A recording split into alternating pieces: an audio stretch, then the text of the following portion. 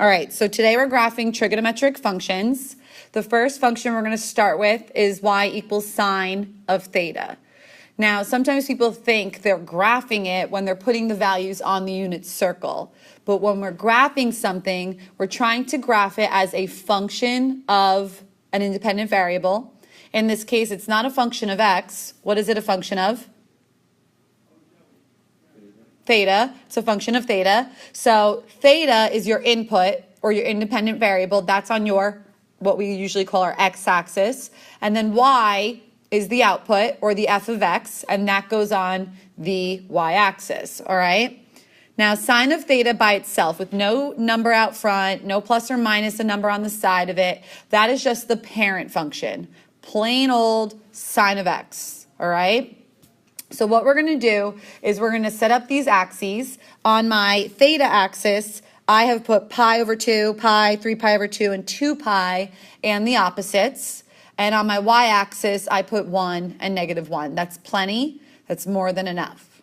Now, what were the names of that type of angle? Pi over 2, pi, 3 pi over 2, 2 pi. Those are our quadrantal angles, right. So I'm using our quadrantal angles, even though you could get really into this and put a lot of tick marks. We could have pi over 6, pi over 4, pi over 3, and plot all of those values. The reason you don't really need to is because all the good stuff happens at the quadrantals. And from there, you could kind of figure out what the graph looks like. Okay? So we're going to kind of do this through trial and error, plugging in points, which is the least appropriate method 9 times out of 10. But just to get things started, we're going to plug in values and graph it, okay? So if I plug in 0 for theta, what do I end up getting for my y value? What is the sine of 0? 0. So we'll plot that right over there. That's 0, 0. So if I plug in pi over 2 for theta, what do I get for my output? You plug in pi over 2, you get 1. The sine of pi over 2 is 1. If I plug in pi, the sine of pi is 0. If I plug in 3 pi over 2, -1. If I plug in 2 pi, 0. All right, make sure you know your unit circle values really well. Now we're going to go in the other direction. If I plug in negative angles, all right, you could think of this 2 ways. You can either evaluate it going backwards on the unit circle, going clockwise. So if I plug in negative pi over 2 and I take the sine of that, what do I get? -1. Or you can think back to the earlier sections where we did the even, odd, or negative angle identities, and the sine of a negative angle will equal the opposite of the sine of the positive angle, right? So we have options. You could think of it multiple ways. What's the sine of negative pi? 0. What's the sine of negative 3 pi over 2? 1. And the sine of negative 2 pi? 0. Now, I only drew a part of this graph. Just like when you draw a parabola, we can't draw it forever. We stick arrows on the end because we know it goes on forever and ever, right? So what I have here is more or less the extreme values of my graph, all right? So if I wanted to draw this in, I'm going to have a bit of a wave, kind of like this, going around. And then because it's goes around the unit circle, round and round and round and round, I kind of curved it at the end so I know it's going to come back down and the wave is going to continue. The same going in this direction. I'm going to loop it all around and my wave will continue, so I kind of curved it at the end. We could also discuss for a second something called concavity.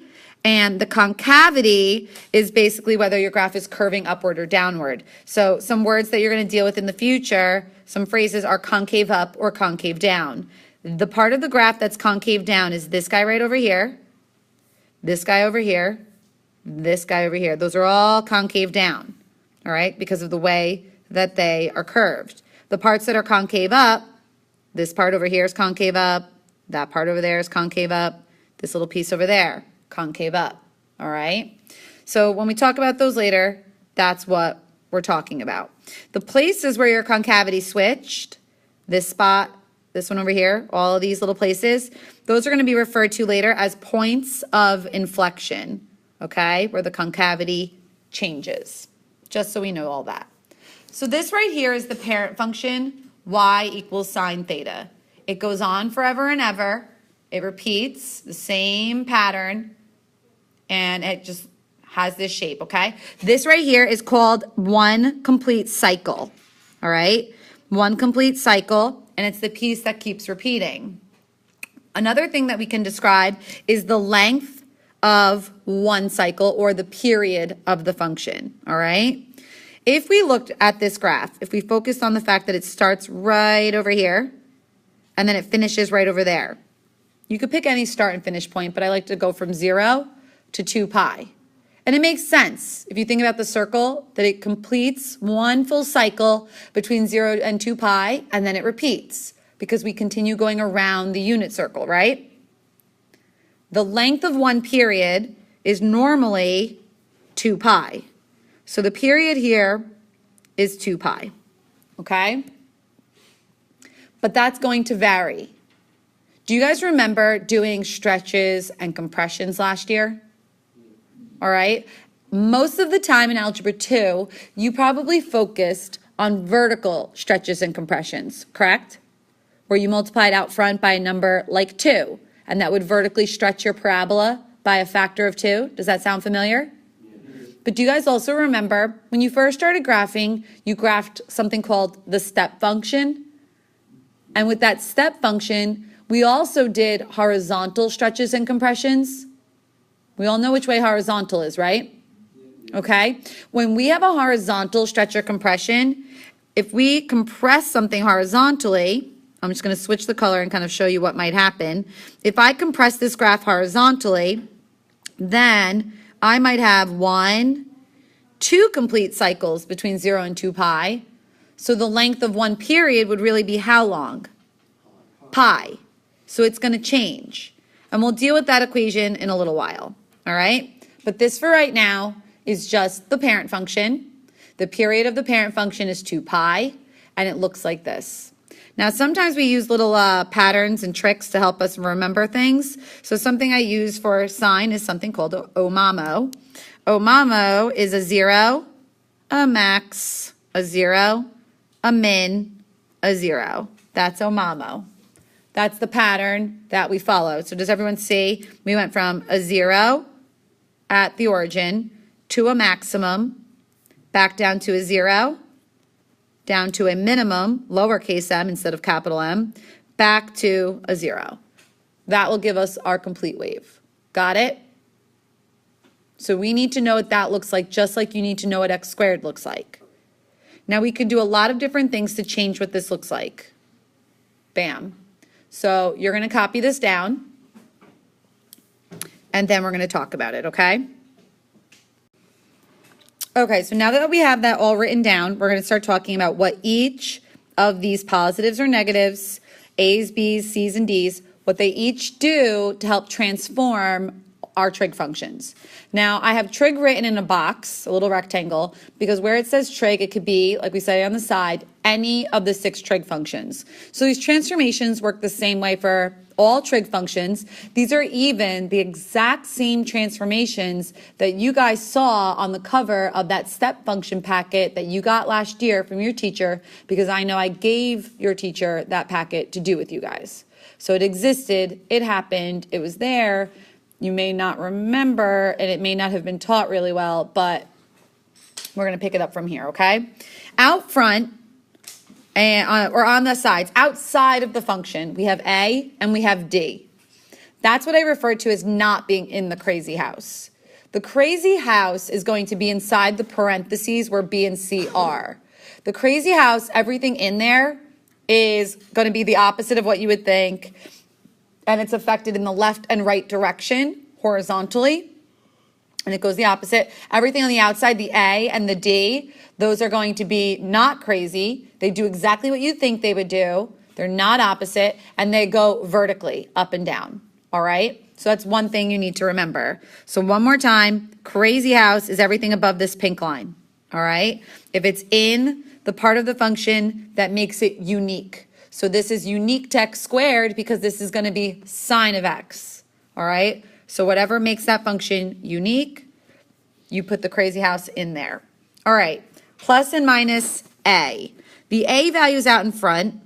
How do you think, and most of you should be able to answer this question, either the plus minus or the a affects our graph? What does the number out in front do? Vertical what? Or? Compression. Right. So it's going to be a vertical stretch or compression. So that's what we're going to write down. Now, how do you know which one is which? What are the identifying features that it'll have? When's it a stretch? When's it a compression? Fraction's not that specific. Chris, you have something? If it's above 1, it's a stretch, and if it's below 1, it's compression. Okay. If it's greater than 1, and I'm putting absolute value because the negative doesn't have anything to do with this. The absolute value of A is greater than 1, it's a stretch. Now, you said if it's below 1, we actually mean less than 1, but yeah, because isn't like -5 below 1? But that would still be a stretch. Do you know what I mean? So this would be a compression in that case right there. Now what about the plus and the minus?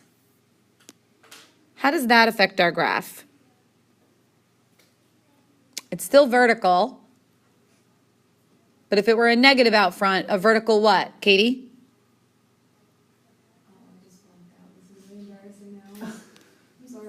It's all right. A negative out front. If it were negative x squared, what does it do? A vertical? Flip, or fancier word? Reflection. But it does, it flips it up, down. It's a vertical reflection, up, down, over the x-axis. All right? Now, I just want to go back for a half a second to this graph over here. If it flips over the x-axis is the midline of our graph in this case. Some books call this dotted line right here the midline. The fancier phrase for it is actually called the sinusoidal axis. Everyone kind of thinks that I make that word up. It's not made up. So that's spelled as SINUSOIDAL.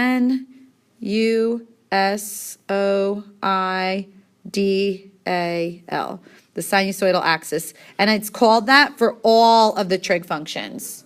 All right? So the dotted line, that's also known as the midline, we'll call that the sinusoidal axis, just so you know when we deal with that later, okay? All right, so we're back over here. So we took care of everything with A, all right? What's another one? We don't have to go to B yet. Let's do all the non-crazy house things. What does D do to the graph?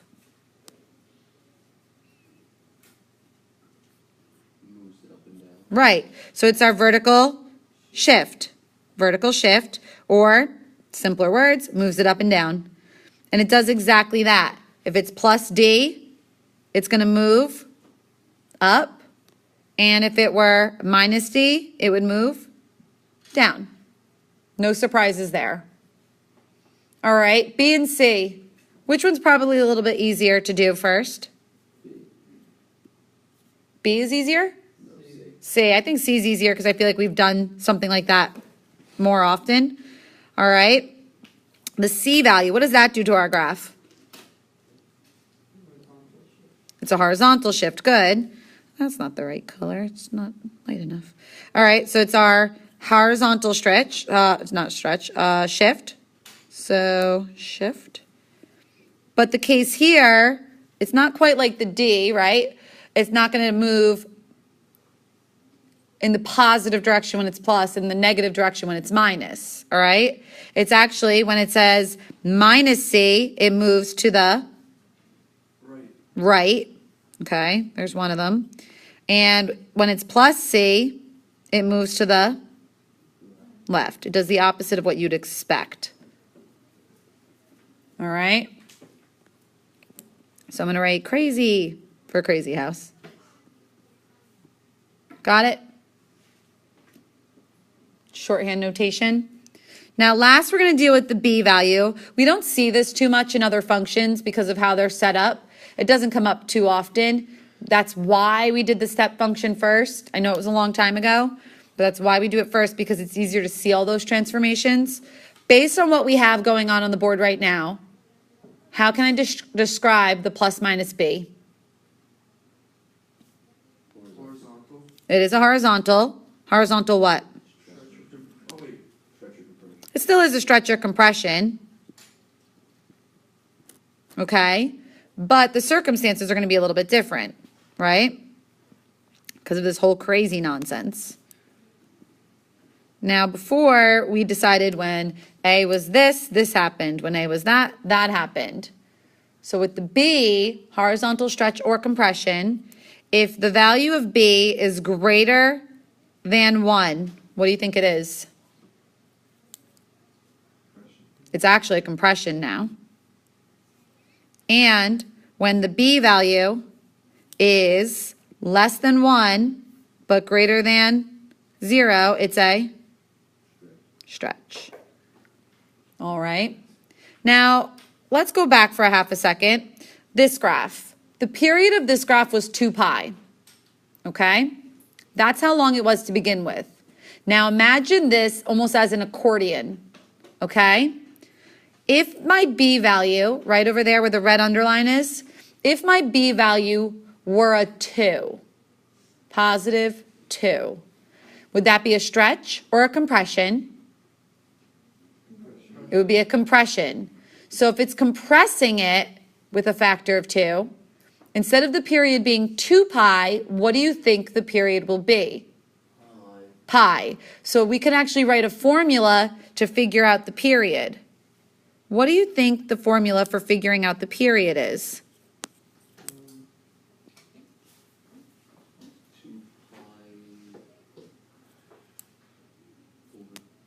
Yes, the period equals 2 pi divided by b. Normally, when you're doing stretches and compressions, we multiply, right? You double the output, or you double the amount you're going up or down. But for the horizontal stuff, when it's on the inside, you're basically dividing. So the period equation is 2 pi over b. Now that's going to work for sine, cosine, and their reciprocals. You're going to see something a little bit different when it comes to tangent and cotangent, but we'll cross that bridge when we get to it. Does everybody have all this crazy stuff written down? Yes? Okay, now there's one other important thing that you may need when we're dealing with a sine wave or a cosine wave. After you figure out the period, let's go back for a second. Look at this graph. The period is going to tell us how we got from one big purple dot to the other big purple dot, how big that space is. But how far apart are these little dots along the way? What fraction of the period are they? How much? A quarter, right. So something extra that I like to do is after I find P, I find the next letter in the alphabet. What letter comes next in the alphabet? Q. We're going to find Q. Q is a quarter of the period. So really you just take whatever the period is and divide it by 4. So you could think of it like that, or you could think of it as 1 over 4 times the period. Being that they're usually fractions, I like to think of it as the second way, but we like to think of a quarter period and go from there. So this is everything you need. Now, it's a lot, and the book usually teaches it by doing first just vertical stretches, then just shifting it left or right, then just moving it up and down. But I'm a crazy person, so we're going to do all of them at once. Ready? Are you scared? All right, easiest stuff. Looking at this function, we know it's a sine wave. Which way is it being shifted? Left or right? Right. How far right? Pi over 4. So will it start at 0, 0? No. It's not starting at 0, 0. It moves right pi over 4. Does this graph move up or down? Yes. Which way? Up how much? 5. Yes. It's going to move up 5. So the starting point of my graph, which used to be at 0, 0, will go right pi over 4, and it will go up 5. Okay? Is there a vertical stretch or compression being applied to this graph? Yes. How much? Well, let's start with the vertical out front. Vertical stretch of 2. So, going back to the sine wave, instead of the amplitude is the distance from here to here, or from here to here, depending which way we're looking at it. Instead of the amplitude being equal to 1, how big will my amplitude be here? 2. Those are easy. It's just twice as big. And it's pretty obvious because a 2 would be a stretch, so you just double whatever it was. Since it was originally 1, it makes our life easy. All right, then the 3, how does 3 affect our graph? That's a horizontal compression. So a couple of things I might find first. On the side, I'm going to write P equals 2 pi over 3. Good. Then after P, we are going to find Q. What's a quarter of 2 pi over 3? 2 pi over 12, good. You multiply the bottom by 4. Or that even reduces to pi over 6. So we got all that. Lovely. From there, I'm going to draw some axes in. Now I know it moved to the right and I know it moved up. So I'm focusing on quadrant 1. So I have this over here. Right? Now I'm not starting at 0, 0. So my first tick mark will not be happening at the origin. You're always going to make 5 tick marks. 1, 2, 3, 4, 5. 0. If we look over here kind of like this. 0, max, 0, min, 0. Oh, mamo, right? So I need 5. 5 different tick marks. All right. From there, labeling the theta axis is kind of the most work. My y-axis will be pretty easy. I don't need 100 tick marks. Where does the sinusoidal axis go? It was at 0, at y equals 0, but now it'll be at y equals 5. So I'm going to have a tick mark for y equals 5 because that is where the sinusoidal axis goes. So I'm drawing a dotted line right there because of the up 5. Now the amplitude, or the vertical stretch, was 2. So what other tick marks can I put on my y-axis? 7 and 3, exactly. So I'm going to label those. 3 will be my lowest. 7 will be my highest. First tick mark. What do I label my first tick mark with? It was my stretch, how far I moved over. From 0, I moved to the right. How much? Pi over what? Pi over 4. You look at the equation for that. Pi over 4 is how far I moved over from the origin. Does everyone see that in the crazy house? Now, figuring out the other 4 tick marks. How far apart are all of the tick marks? Pi over 6. So if I want to add pi over 6 to pi over 4, what do I need to do? Common denominator. So I'm just going to go over here. Pi over 4. The common denominator will be what between pi over 4 and pi over 6? 12. So I could rewrite this as 3 pi over 12. Then I could go up to the top right corner over here. Pi over 6. I already had it as 2 pi over 12. So I don't even need to do anything, right?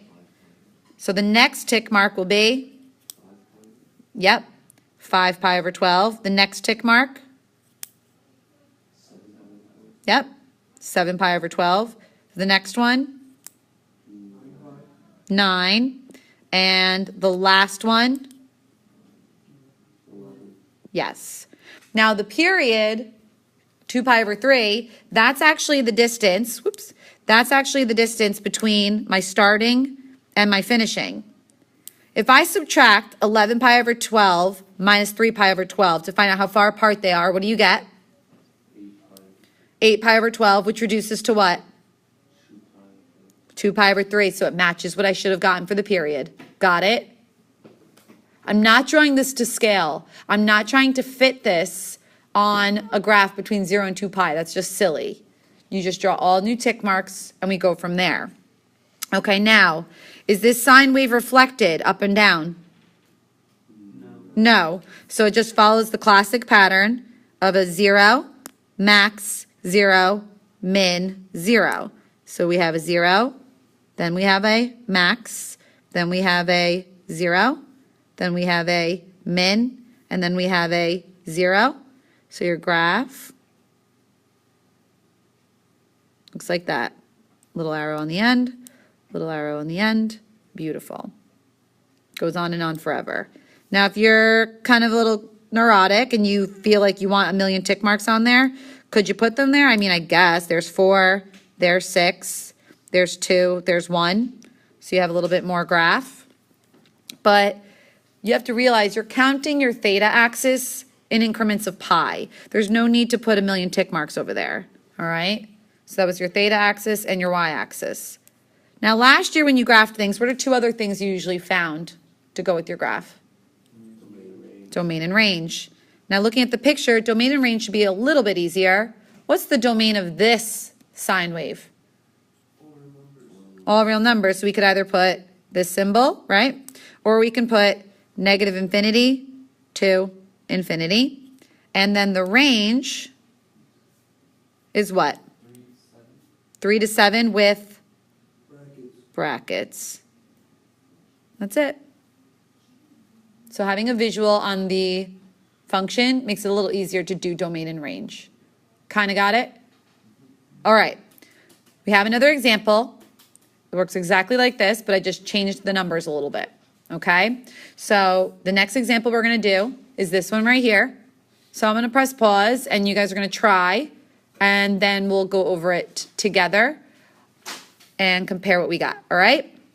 So ready, set, go. Okay, so we have our theta axis sort of set up with 5 tick marks. Now this one was different because we moved to the left pi over 2.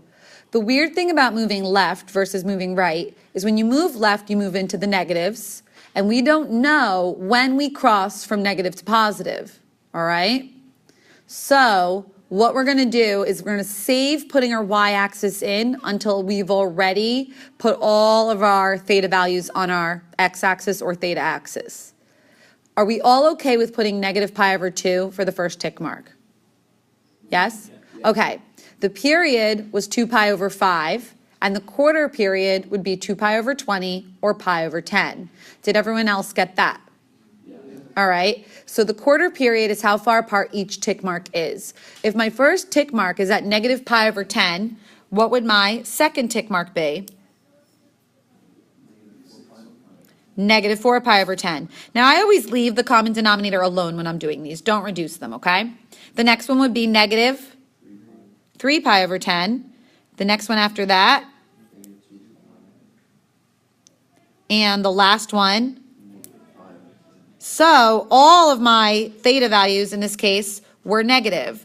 Since that's the case, I get to draw my y-axis in right over there. Okay? Somewhere on this side. Make sense? All right. From there, what marks do I put on my y-axis? 4 is important. What goes at 4? How do you say it? Sinusoidal. Sinusoidal axis will be at 4. What other tick marks can I put on there? 7. So if you want to put 5, 6, 7, you can. I don't think it's necessary, but. And the other one? 3, 2, 1. Not perfectly to scale, but humor me.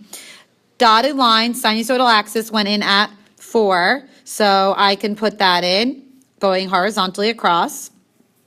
After that, it's really all a matter of putting in the dots we need now to make the final graph. So we start over here at negative 5 pi over 10. There's a negative out front. That negative implies that the graph did what? It flipped up down. So will the zeros still be zeros? Yes. But what will trade? The max and the min. So this one's a 0. The next point happens to be a minimum. We go down first. So it's at negative 4 pi over 10, comma 1. Then we go back to a 0. And we go back up to now a max right over here. And then last we have a 0. Now, it's not really last because we just said the graph does go on forever and ever in both directions. We're just drawing one complete cycle of the graph. There we go. Beautiful. Did anyone get it right? A few of us? Nice. All right. Domain. What's the domain for this one? All real numbers, or negative infinity to infinity. Range. What's the range of this guy? 1 to 7 in brackets. 1 to 7 with brackets. Question. But since it's negative, wouldn't you reflect it over the x-axis? We would have reflected it first. You could have reflected it right from the get-go, reflected it, and then shifted it left and right or up and down. So in this case, when I move it first, what I do is I reflect it over the sinusoidal axis because it's like my new x-axis. So it's all about the order you do things in, which gets a little confusing. So if I put parentheses around the whole entire problem and a negative out front, that would take the whole graph that I made and reflect that whole graph over the x-axis, so it would go down to -4. But in this case, we could reflect it over the sinusoidal to save time. So if we go in order, you start closest to theta, you do your left, right shift, then you would do your horizontal stretch or compression, then you would do your vertical stretch or compression, your vertical reflections, and then lastly, the last thing is the plus or minus D on the side, up or down. So it gets a little dicey if you're like overthinking the reflections, but if you do it this way, you'll get it right every single time. All right. So what we're going to do now to get ready for the next lesson is I want to graph the parent function of cosine. So you guys have all of this in front of you. I need you to just tell me the outputs for different cosine values. So let's do salmon for this. What is the cosine of 0? 1. What's the cosine of pi over 2? 0. What's the cosine of pi? -1. Good. What's the cosine of 3 pi over 2? What's the cosine of 2 pi? +1, same as 0, right? Go in the other direction. We said even cosine of a negative angle gives us the same answer as cosine of a positive angle, right? So shouldn't the other side be a mirror image of the right side? So it still has this little wave to it, right? But it just has a different starting point, or it starts at a max, depending on your perspective, which way you're looking at it. So this is the parent function of the cosine wave, and we'll use that for the stuff we're going to do tomorrow, okay? Or actually, what do we have? 2 minutes before the bell rings? 3 minutes? Yeah. All right. This right here is our cosine. If we focus on one complete period, I'm going to do the big purple dots again. It still goes from there to there, 0 to 2 pi. So we'll still use the same formula, 2 pi over b for the period. But my pattern is not oh mamo. What's my pattern now? Mom. All right, max 0, min 0, max, right? The period, we said will still be 2 pi for the parent function, but for the formula, it's still 2 pi over b. You still find the quarter period the same way. The only thing that's different, the only thing is the shape of the graph. All the transformations, everything else works out the exact same way. The only difference is the shape, okay? Got it? And we always just draw one complete cycle, unless otherwise indicated. One complete cycle, this little piece right over there is the piece we always draw, okay? So the example you're going to do, you could start it now, is, whoops, that one right over there. Now these are all set up really nicely for you, all right? So they're already set up where the 5 is factored out, all good to go, okay? So this is the one you're going to do. Good luck, and we'll go over it tomorrow.